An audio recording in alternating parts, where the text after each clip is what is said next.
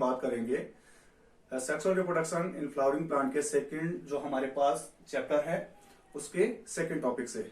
Last topic में हम बात कर रहे थे कि एंजियोस्पर्मिक प्लांट जो होता है उसकी मॉर्फोलॉजी के बारे में, कि जो फ्लावर होता है वो एक क्या होता है, मार्केबल स्टेज होती है किसी भी प्लांट्स में, कि वहां से पता लग जाता है कि जो प्लांट्स है वो अब सेक्सुअली रिप्रोड्यूस कर सकता है। तो लास्ट वीडियो में हम बात कर रहे थे कि जो फ्लावर है हमारे पास उसको हम कैटेगराइज करते हैं दो पार्ट में, essential part and accessory part. जो एसेसरी पार्ट होता है हमारे पास वो क्या होता है, आउटर मोस्ट वर्ल होती है, और उसकी जो इनर वर्ल होती है वो रिप्रोडक्टिव पार्ट होता है। तो आप फर्स्ट वीडियो को जरूर देखें क्योंकि उससे हमें बहुत सारी चीजों के बारे में पता लगेगा, क्योंकि जो उसमें फ्लावरिंग जो हमारे पास फ्लावर है उसमें एसेंशियल और एसेसरी पार्ट्स कौन से हैं और कैसे वो रिप्रोडक्शन की प्रोसेस में पार्टिसिपेट करते हैं। और जो हमारे पास फर्स्ट चैप्टर है उससे रिलेटेड जो क्वेश्चंस हैं वो हमने जो डिस्क्रिप्शन बॉक्स है उसके अंदर उसका लिंक दे दिया है, आप उस लिंक को ओपन करके उसके बारे में आप वहां से जरूर देखें। आज हम बात करेंगे जो हमारे पास सेकंड चैप्टर का जो सेकंड टॉपिक है, जिसके बारे में हम लास्ट टाइम पे बात कर रहे थे कि जो मेल रिप्रोडक्टिव पार्ट है उसको हम क्या कहते हैं, एंड्रोसियम। और जो हमारे पास मेल रिप्रोडक्टिव पार्ट है वो किन दो चीजों से मिलकर के बना हुआ था, हम बात कर रहे थे कि हमारे पास एक एंथर होता है और ये एंथर हमारे पास कैसा होता है, बाइलोब्ड एंथर। क्योंकि लास्ट वीडियो में आपको याद होगा कि हम बात कर रहे थे कि जो हमारे पास स्टेमन है, स्टेमन दो चीजों को कंटेन करता है। First one is anther and second one is filament. Filament और एंथर्स मिलकर के यहां पे क्या बनाते हैं, एक मेल रिप्रोडक्टिव पार्ट्स बनाते हैं यहां पे। तो इसको हम कलेक्टिवली, इन दोनों को हम कलेक्टिवली क्या कहते हैं, स्टेमन कहते हैं। तो हम दो पार्ट में इसे यहां पे डिवाइड करेंगे। First one is anther and second one is filament. Filament एक है हमारे पास anther and second one is filament. तो जो हम एंथर की बात करें, मेल रिप्रोडक्टिव पार्ट आप मेंशन किया गया है, जो सेकंड है हमारे पास इसमें लेक्चर, स्टेमन ऐसे करके, and mail reproductive part in flowering plant. तो ये मेल रिप्रोडक्टिव पार्ट है जिसको हमने यहाँ पे कैटेगराइज करा है। ये स्टेमन को दो कैटेगरी में, एंथर एंड फिलामेंट। एंथर जो है ये हमेशा एंजियोस्पर्मिक प्लांट्स में क्या होता है, बाइलोब्ड होता है। इसमें दो लोब्स होते हैं और each lobe have two theca, और इसमें क्या होते हैं, दो थीका होते हैं ऐसे करके। इसलिए जो एंथर होता है मेल रिप्रोडक्टिव पार्ट, उसे हम क्या कहते हैं, anther is bilobed and dithecous. Dithecous दो लोब होते हैं इसमें और एक लोब में दो थीका होते हैं। और ये स्टॉक लाइक स्ट्रक्चर जो होता है इसको हम क्या कहते हैं, इसको हम फिलामेंट कहते हैं। और जो अराइज होता है प्लांट से, कौन से वाले पार्ट से, थैलेमस से। जिस थैलेमस के बारे में हम लास्ट वीडियो में यहाँ पे डिस्कस कर रहे थे कि थैलेमस से ही सारे पार्ट्स क्या होते हैं, अराइज होते हैं, चाहे वो पेटल्स हो चाहे वो आपके जो है रिप्रोडक्टिव पार्ट्स हो। तो जो फिलामेंट है ये क्या करता है, यहाँ पे जो ऐसा लोअर मोस्ट पार्ट होता है, इसके ऊपर हम लास्ट टाइम पे बात कर रहे थे ओवरी होती है। देन यहाँ पे क्या होता है, इस टाइप से स्टिग्मा होता है, स्टिग्मा, स्टाइल एंड ओवरी, और इसके अंदर क्या होता है, ओव्यूल होता है। तो हम एंथर के बारे में बात कर रहे हैं, मेल रिप्रोडक्टिव पार्ट्स के बारे में। इसमें में हमारे पास क्या है यहाँ पे कि जो एंथर है वो बाइलोब्ड एंड डाइथीकस है। और अगर हम यहाँ पे इसकी बात करें कि अगर हम इसे यहां से ऐसे कट करते हैं, इसका ट्रांसवर्स सेक्शंस लेते हैं, तो जो ये एंथर है वो हमें कुछ इस तरीके से दिखाई देगा।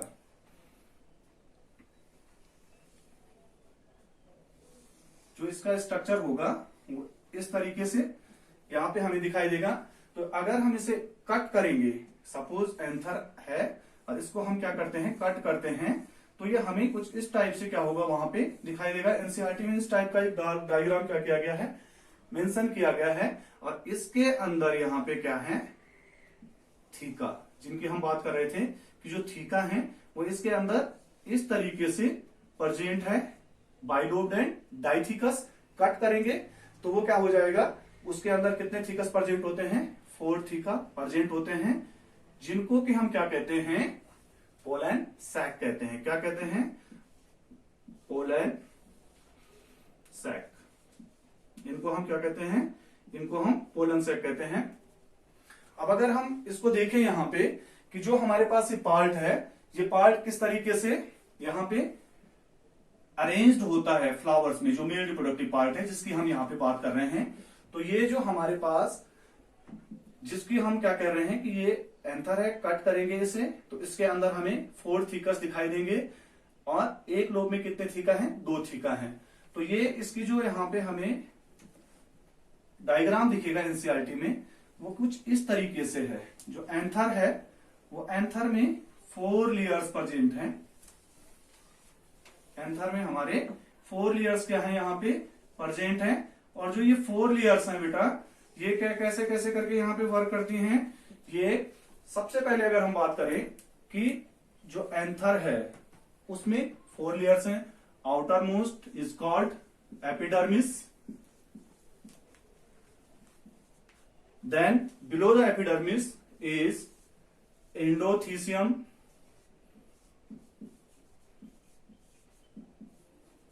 and endothecium के बिलो जो लेयर है middle layer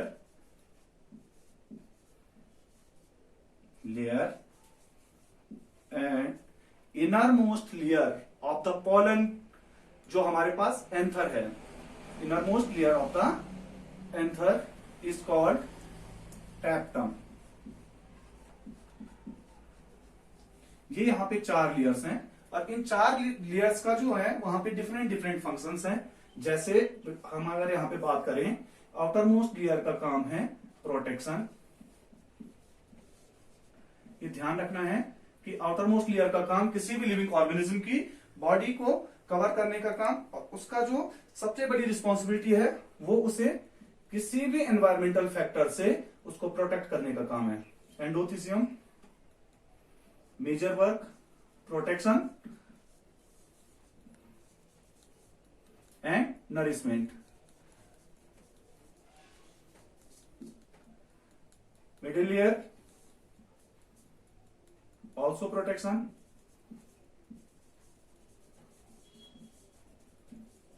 and nourishment.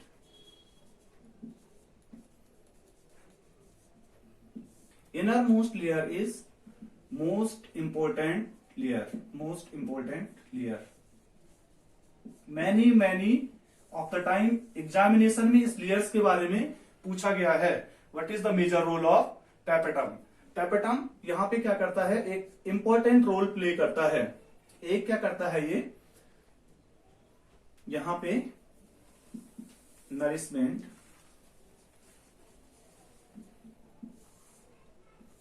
In pre mature condition.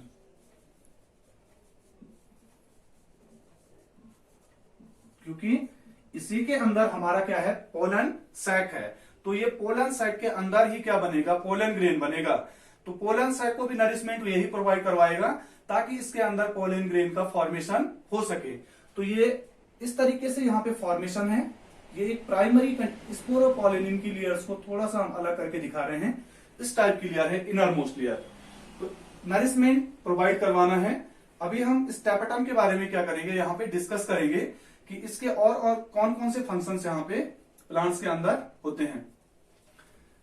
ये आप लोगों ने देखना है, और एनसीईआरटी में ये डायग्राम अच्छी तरीके से बताया गया है। इसी टाइप का है हमारे पास दे रखा, और वहां पे क्या दिखा रखे हैं, लेयर्स बता रखी हैं। Epidermis, endothecium, middle layer, tapetum, pollen sac, then after pollen grains. तो इस तरीके से हमने इनको क्या करना है, लर्न भी करना है। आउटरमोस्ट लेयर प्रोटेक्टिव लेयर है, endothecium protection and nourishment. Middle layers क्या करेगी, यहाँ पे वहां पे सम एंजाइमेटिक जो वहां पे हार्मोन्स हैं उनको क्या करेगी, सिंथेसाइज करेगी। टैपेटम का मोस्ट इंपोर्टेंट रोल है क्योंकि ये नरिशमेंट प्रोवाइड करवाता है पोलन सैक को, और इसेंशियल एंजाइम्स जो होते हैं उनको भी ये क्या करता है, यहाँ पे फॉर्मेशन करता है। जिसमें से एक एंजाइम आपने सुना होगा, प्रोटीन सुनी होगी, sporopollenin is the most hardest compound of the earth. जो मतलब हम मान सकते हैं ये एक ऐसे हार्मोन को सेक्रेट करता है जिसको हम स्पोरोपोलिन भी कहते हैं। तो जो हमारे पास यहाँ पे टैपेटम है, उस टैपेटम का काम प्रोटेक्शन का काम है। अभी हम यहाँ पे देखेंगे कि अगर हम यहाँ पे बात करें the formation of microspore, next चीज के बारे में जो टॉपिक क्या दे रखा था वहां पे है माइक्रोस्पोरोजेनेसिस।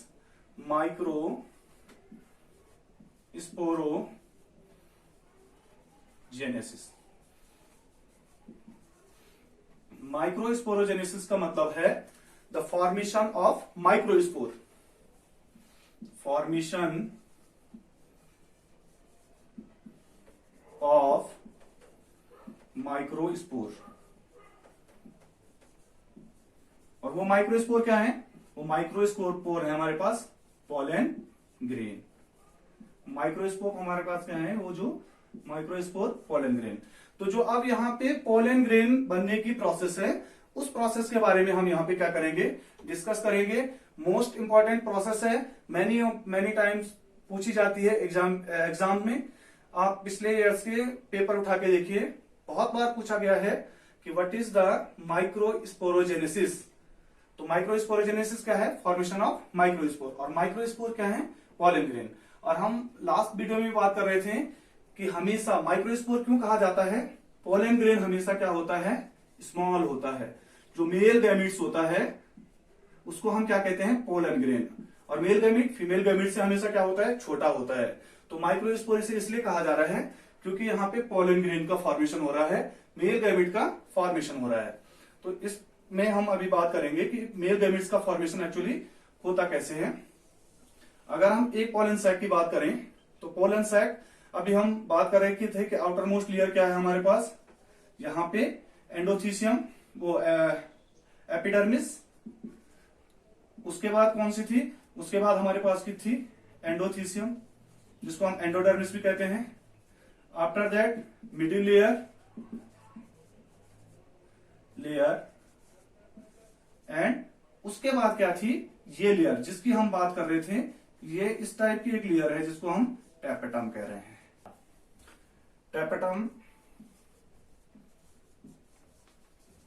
सेक्रेट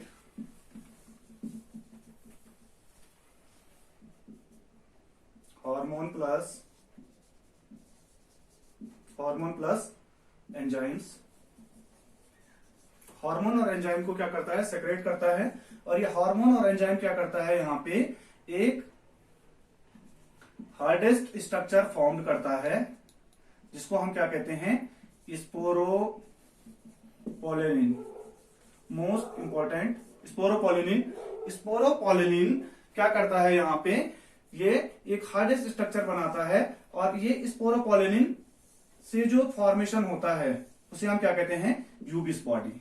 यूबिस बॉडी किससे बनेगी? स्पोरोपोलिन के जब यहाँ पे क्या होगा? फॉर्मेशन होगा। और स्पोरोपोलिन फॉर्मेशन किससे बनेगा? हार्मोन और एंजाइम से क्या बनेगा? यहाँ पे स्पोरोपोलिन। और उस स्पोरोपोलिन के स्ट्रक्चर को हम क्या कहेंगे? यूबिस बॉडी। तो यूबिस बॉडी क्या होता है? इससे मिलकर के बना हुआ होता है।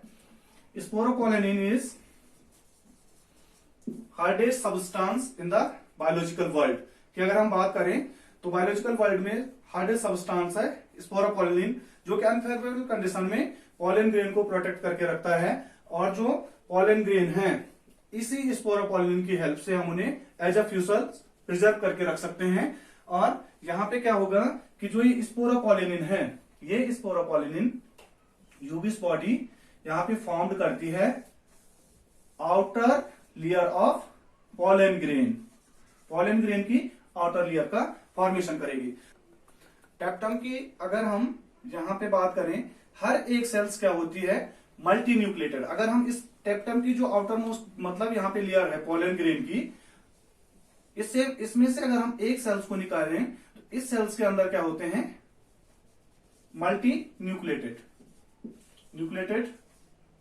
अगेन इंपॉर्टेंट, ये यहाँ पे क्या होता है? हमारे पास जो टैपेटम की सेल्स होती है वो मल्टी न्यूक्लिएटेड होती है। मल्टी न्यूक्लिएटेड इसलिए होती है और कि ये क्या कर सके? नरिशमेंट प्रोवाइड करवा सके। दूसरा, इसके अंदर कंसंट्रेशन ऑफ साइटोप्लाज्म क्या होता है?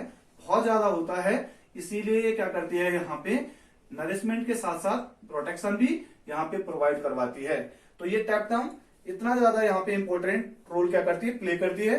एंजाइम्स प्लस हार्मोन का सेक्रेशन करती है, और उसके बाद वहां पे क्या करती है कि जो एंजाइम और हार्मोन्स के सेक्रेशन से एक बॉडी फॉर्म्ड होती है जिसको हम यूबिस बॉडी कहते हैं। उस यूबिक बॉडी जो होती है वो स्पोरोपोलिनिन से मिलकर के बनी हुई होती है। स्पोरोपोलिनिन वहां पे क्या करता है कि एक आउटर मोस्ट लेयर बनाता है। कैसी? Outer most layer. और वो लेयर कैसी होती है? इरेगुलर आउटर मोस्ट लेयर, जिसको हम क्या कहते हैं, एक्साइन। और इसके अंदर जो यहाँ पे कंटिन्यूअस फॉर्म में लेयर होती है, इसको हम क्या कहते हैं, इंटाइन। क्या कहते हैं? इंटाइन। एक्साइन का काम क्या है? यहाँ पे प्रोटेक्ट करना। और जो यहाँ पे गैप होता है बिटवीन एक्साइन एंड एंटाइन, उसको हम क्या कहते हैं, जर्म पोर। क्या कहते हैं उसे? जर्म पोर। उसे हम जर्म पोर कहते हैं। तो यहां पे क्या है, आउटर लेयर एक्साइन, और इसके बीच में क्या है, एक गैप है जिसको हम जर्म पोर कह रहे हैं। यहां पे अंदर एक दूसरी लेयर है जिसको हम एंटाइन कह रहे हैं। एंटाइन यहां पे क्या करती है, यहां पे सुक्रोज प्लस पैक्टिन को क्या करती है, सिंथेसिस करती है। और ये जो सिंथेसिस है किसका, सुक्रोज प्लस यहाँ पे पैक्टिन का, ये यहाँ पे जो पोलन ग्रेन है उस पोलन ग्रेन को क्या करती है, नरिशमेंट प्रोवाइड करवाती है। तब हमें यहाँ पे हम क्या कहेंगे कि अब ये पोलन ग्रेन फॉर्म हो चुका है। तो ये हमारे पास पोलन ग्रेन्स के बारे में यहाँ पे बात बताई गई है कि पोलन ग्रेन कैसे होता है। हम एंथर से स्टार्ट की थी कि एंथर कैसा होता है, वो होता है बाइलोब्ड एंड डाइथिकस। एंथर के बारे में हम बात कर रहे थे कि प्रोटेक्टिव लेयर्स होती हैं, जैसे कि एपिडर्मिस, एंडोथीसियम, मिडिल लेयर, और उसकी इनरमोस्ट लेयर क्या थी, टैप्टम। उस टैप्टम के अंदर क्या है, पोलन सैक है। हम किसकी बात कर रहे थे, इसके अंदर पोलन सैक है। और इन पोलन सैक्स के अंदर क्या है, यहाँ पे हमारे पास बहुत सारे क्या है, पोलन ग्रेन है। और उस पोलन ग्रेन्स की अगर हम बात करें तो ये टैप्टम क्या करता है, यहाँ पे हार्मोन प्लस एंजाइम को सेक्रेट करता है, यूबिस बॉडी का फॉर्मेशन करता है। यूबिस बॉडी क्या करती है, स्पोरोपोलिनिन को सेक्रेट करती है, और उसको सेक्रेट करने के बाद वो क्या करती है, वहां पे आउटर मोस्ट लेयर बनाती है, किसकी, पोलन ग्रेन की, जिसको हम क्या कहते हैं, एक्साइन कहते हैं। इसके बीच में जो इनर लेयर होती है वहां उसे हम क्या कहते हैं, इंटाइन कहते हैं।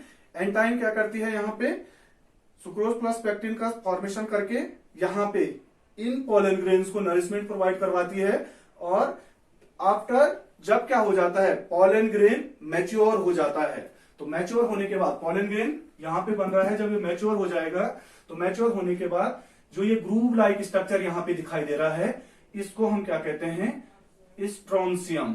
क्या कहते हैं, स्ट्रोंसियम। और इस स्ट्रोंसियम में क्या होने स्टार्ट हो जाएगा, डिहाइड्रेशन, वाटर कम होना स्टार्ट हो जाएगा, जिससे कि क्या हो जाएगा, यहाँ पे डाइसेंस हो जाएगा। डाइसेंस मतलब ब्रेक डाउन होना, और डाइसेंस होकर के वो क्या हो जाएगा, या फिर हम डिहाइसेंस जिसे हम कहते हैं, डिहाइसेंस रप्चर हो जाएगी ये लेयर।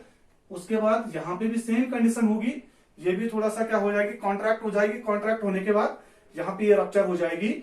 और अब जो मैच्योर पोलन ग्रेन है, वो मैच्योर पोलन ग्रेन क्या कर जाएगा, ईयर में यहाँ पे, मतलब वो वहां से क्या हो जाएगा, फिर डिस्पर्ज हो जाएगा। तो इस तरीके से यहाँ पे हमारे पास एक पोलन ग्रेन है जो किस तरीके से एंथर के अंदर प्रोटेक्ट वहां पे रहता है, प्रोटेक्शन में, प्री मैच्योर कंडीशन में। मोस्ट इंपॉर्टेंट है, इस पे बिल्कुल आप इस टॉपिक को ध्यान से पढ़िए। बोर्ड एग्जाम में, अदर एग्जाम में आने के जो चांसेस होते हैं वो बहुत ज्यादा होते हैं। यहां से आपको कोई ना कोई क्वेश्चन पूछा जाएगा, 3 मार्क्स में, 2 मार्क्स में, 1 मार्क्स में, लेकिन कुछ ना कुछ पूछा जा सकता है स्पोरोपोलिन के बारे में, टैप्टम के बारे में, या फिर यूबिस बॉडी के बारे में, एक्साइन एंटाइन के बारे में, जम्पोर के बारे में। तो इस जो टॉपिक है ये मोस्ट इंपॉर्टेंट है, इसलिए आप इसे ध्यान से पढ़िए। नेक्स्ट वीडियो में हम बात करेंगे माइक्रोस्पोरोजेनेसिस इन डिटेल, मतलब जो पोलन ग्रेन है वो बन कैसे रहा है और कहां से वो ओरिजिनेट हो रहा है, पोलन सैक के अंदर वहां पे कुछ सबस्टांस है जिनमें कुछ एक्टिविटी हो रही है, जैसे हम बात कर रहे थे कि आर्किस्पोरल सेल या जो स्पेरेंजियस टिश्यू होता है, उसके बाद प्राइमरी जो माइक्रोस्पोर मदर सेल्स होती है। तो इस प्रोसेस के बारे में हम डिटेल में नेक्स्ट लेक्चर में बात करेंगे। Thank you and have a nice day.